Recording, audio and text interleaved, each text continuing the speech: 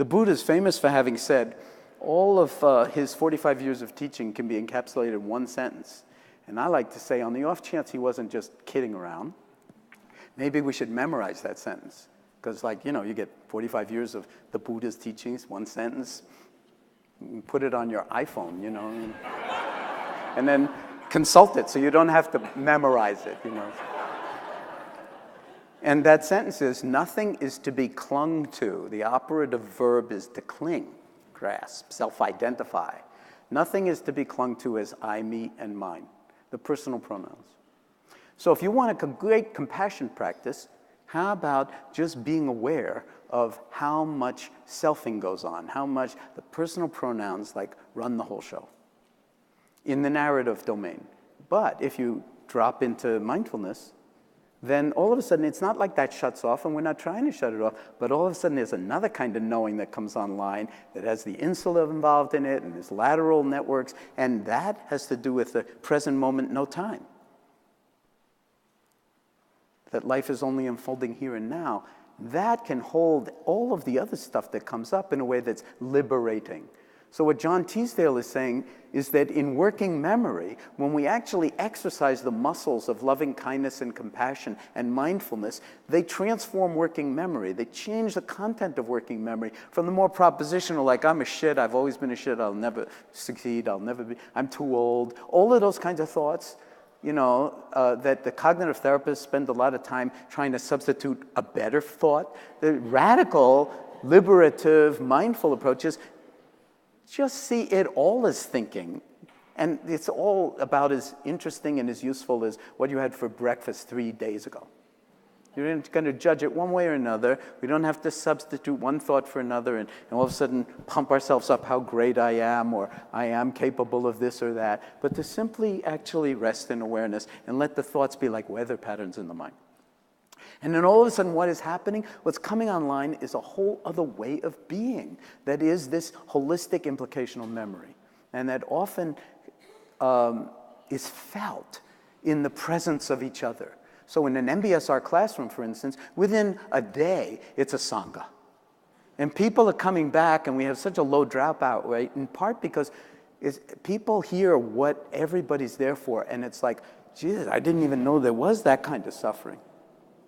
And you hear other people's kinds of suffering, it puts yours in a certain perspective. It doesn't diminish it. Although some people come to us after the first class and they say, you know, I don't think I belong in this class. I don't have enough suffering.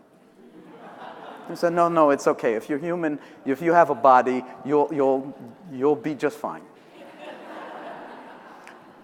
But they look around the room, and aside from this other thing, that, you know, which is very good if you have heart disease or cancer or chronic pain or HIV or whatever, and you're looking around the room and you hear other people's stories, that listening is an act of love.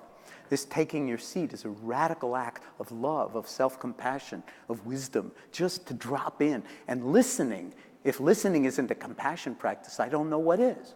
So let's not make it too special, this compassion stuff. I mean, just being present and being there for the other and hearing in this implicational meaning mode so that we're not thinking and judging and evaluating what the person's saying, but it's going straight into the heart. It's like, and people say different things, like inwardly, they never say this out loud. I'm glad, I thought I had it bad. I'm glad I don't have what that person has. But they want to come back next week because they want to see what is going on with that person, not just with themselves. And they're motivated to practice deeply because we set a very, very high bar.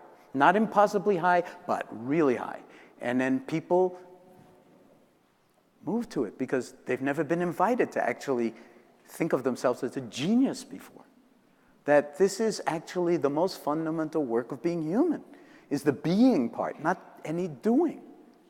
And that there's an architecture and a topology to the domain of being, and that we can familiarize ourselves with it, become intimate with it, and then learn to navigate the ups and downs of what's going on, working with the actuality of whatever you've brought.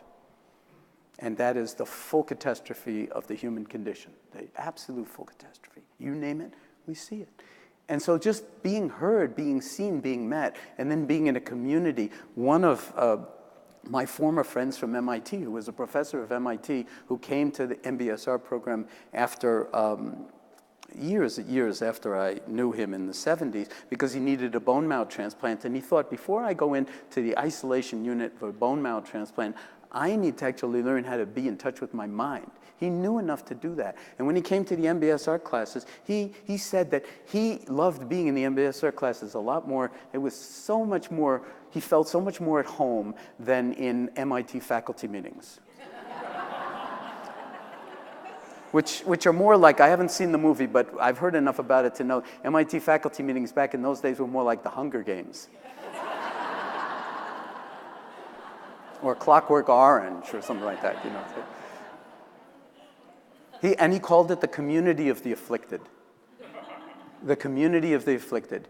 And then he's writing on the MTA, the MBTA in Boston, and at a certain point he had this realization. He reported this in class. He was just not even looking around, but just feeling the people in his car, in the subway car, and he realized the entire world is the community of the afflicted. And it was like things just got bigger for him. It was a transformative moment, a healing moment, a moment of profound compassion. And not about self, not about myself, me, myself.